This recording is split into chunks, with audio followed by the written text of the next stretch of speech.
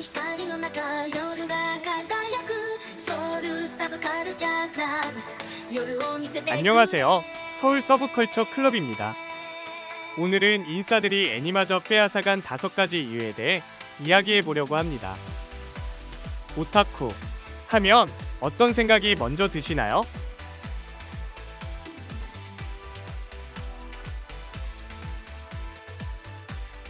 저는 학생 때부터 자타공인 자랑스런 오타쿠였고 덕질에 관련된 일을 빠르게 시작하게 된 경우에 해당되지만 주변에서 오덕이라며 놀림받던 친구들은 지금도 그때 들었던 얘기들이 좋은 기억으로 남아있진 않다고 합니다. 하지만 어느새부터인가 자기가 오타쿠라며 누가 봐도 인싸로 보이는 사람들이 스스로를 오타쿠라고 부르는 괴현상이 곳곳에서 보이기 시작했죠.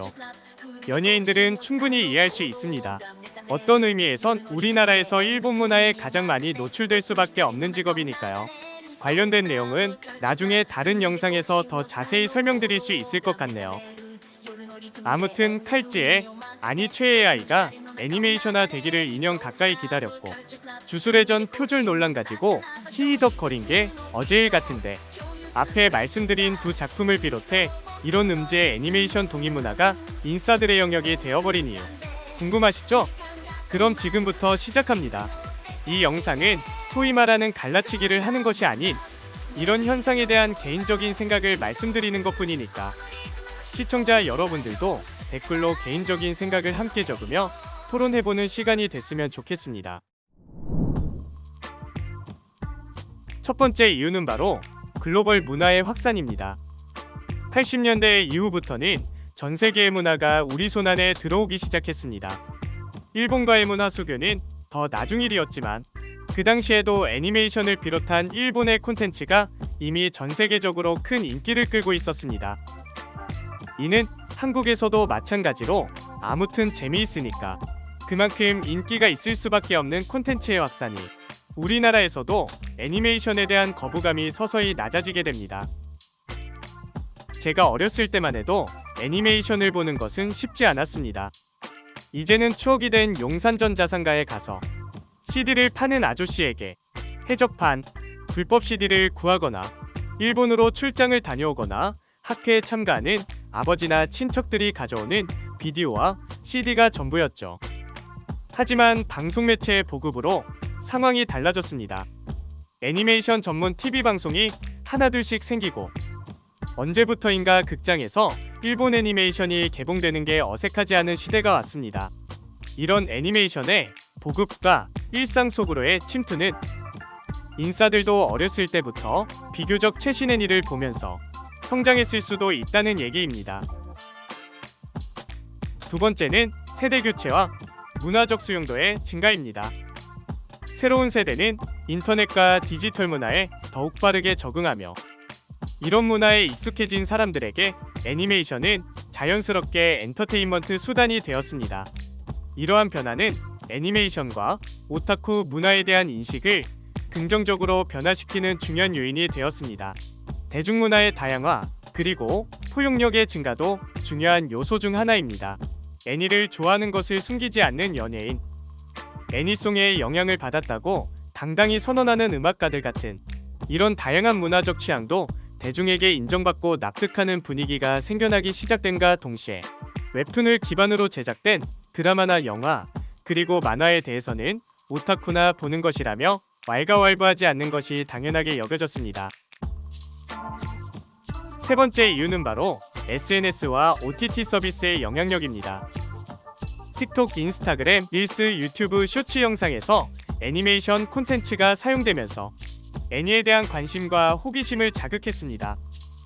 이게 어디서 나오는 건진 잘 모르겠지만 아무튼 유명하니까 유명한 거죠. 본래부터 전파송이라고 하는 것은 단순하고 찰진 발음만을 중시하고 계속해서 듣게 만드는 마력이 있는 장르였는데 이런 노래들이 짧고 단순한 영상 콘텐츠들을 만나 그 시너지가 폭발하고 챌린지를 통해 전 세계 사람들에게 영향력을 떨치기 시작했습니다. 엎친 데 덮친 격으로 처음에 말씀드렸었던 보고 싶은 애니를 직접 찾아봐야 했던 시대에서 어느 정도 정보가 많지 않아도 넷플릭스나 왓챠 같은 OTT 서비스들은 비교적 최신의 그리고 다양한 장르의 애니를 쉽게 접할 수 있게 해주었습니다. 사실 이전부터 토렌트, 각종 SNS와 유튜브, OTT 매체의 발전과 더불어 코로나로 인해 밖에 나가지 못하는 사람들이 영상물을 시청하는 빈도와 시간이 늘어나고, 과거에는 찾아보기 힘들고 불편하다는 이유로 묵혀놨던 애니메이션들이 예능, 영화, 드라마와 어깨를 나란히 하며 시청자의 선택을 기다리고 있으니 사람들이 당연히 더 볼 수밖에 없겠죠. 네 번째 이유는 애니메이션 관련 상품과 미디어 콘텐츠의 상업적 성공입니다. 90년대 애니메이션 팬들의 걱정이 무색할 만큼 애니메이션 산업은 큰 성공을 거두었고, 이는 애니메이션 산업의 성장을 촉진시켰습니다. 더 많은 사람들이 애니메이션 장르에 관심을 가지게 만들고, 이를 통해 애니메이션 문화가 대중들에게 관심을 받는 데 중요한 역할을 했죠. 서브컬처 게임들도 마찬가지입니다. 미소녀가 등장하거나 애니풍 테마를 가진 게임들은 폐쇄적인 장르에서 벗어나 작품성을 이야기할 수 있는 수준까지 격상했고, 독특한 시장을 형성하게 되었습니다. 북미에서 이런 장르의 팬덤이 커지고 팝스타들이 게임을 언급하는 것도 정말 큰 이유가 되었죠. 마지막은 세 번째 이유의 연장선입니다. 바로 애니메이션과 오타쿠 문화가 대중적인 관심을 끌기 위한 수단으로 활용되고 있다는 것입니다. 소셜미디어에서 애니메이션 관련 콘텐츠는 종종 대중의 주목을 끌기 위한 도구로 사용됩니다. 애니 캐릭터의 대사나 노래 등이 밈으로 변형되어 확산되고, 이런 변형된 애니였던 것은 대중에게 더욱 친숙하게 다가갔습니다.